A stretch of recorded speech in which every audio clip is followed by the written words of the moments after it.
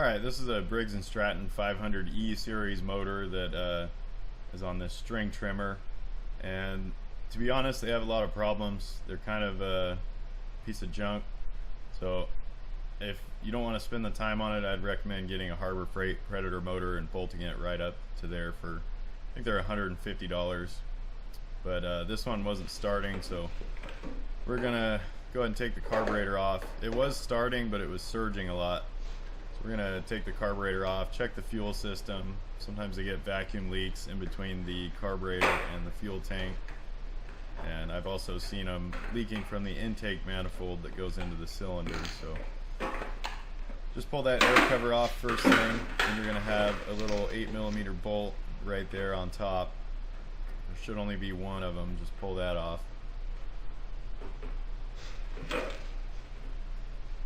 And like I said, these are cheap motors. I'm going to see if I can get this one to work, but I may end up just going to get a Predator motor from Harbor Freight.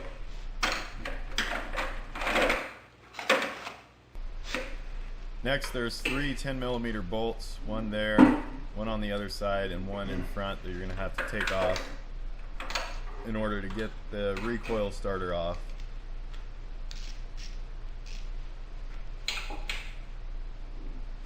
It was a little tight, so I had to use a ratchet.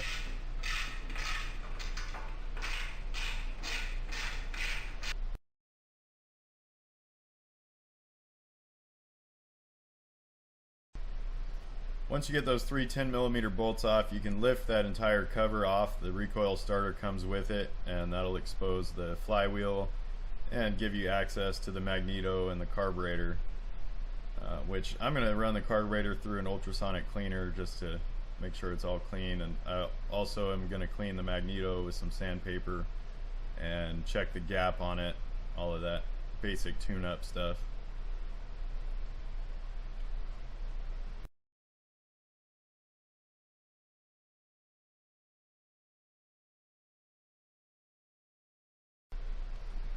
Now right here there's a 10mm bolt that needs to come out.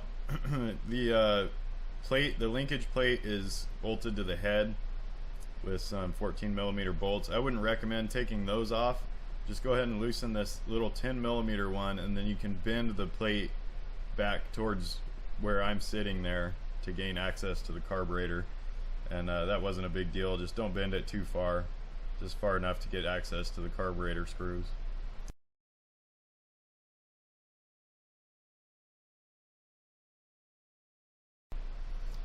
Now there's a little breather hose here that you can pull off. It's just an elbow. It goes from an aluminum pipe into the carburetor.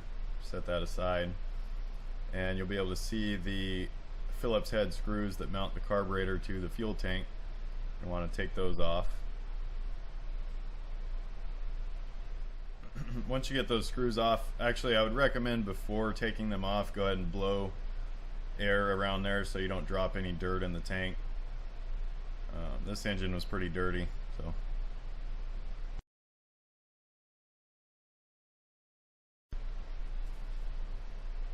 I had to use a magnet to pull the screws out.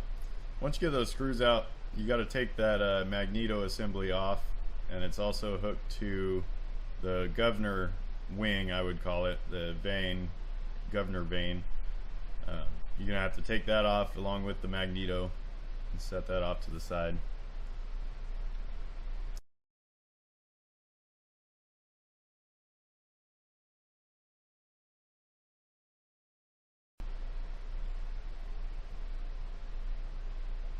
Now this is the intake manifold. It has two 8mm bolts. You'll see them, they bolt right into the top of the head there. You'll remove those before you can get the carburetor out. That way you can grab it and pull it right on out of there.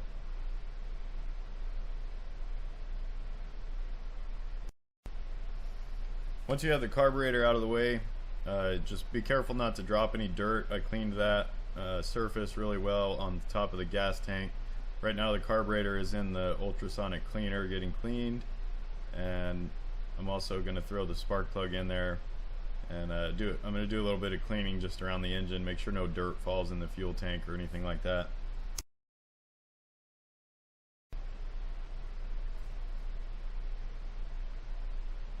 Right here I'm just cleaning the magneto and the flywheel with a little bit of 220 sandpaper, or maybe 180 actually, just making sure it has a clean surface.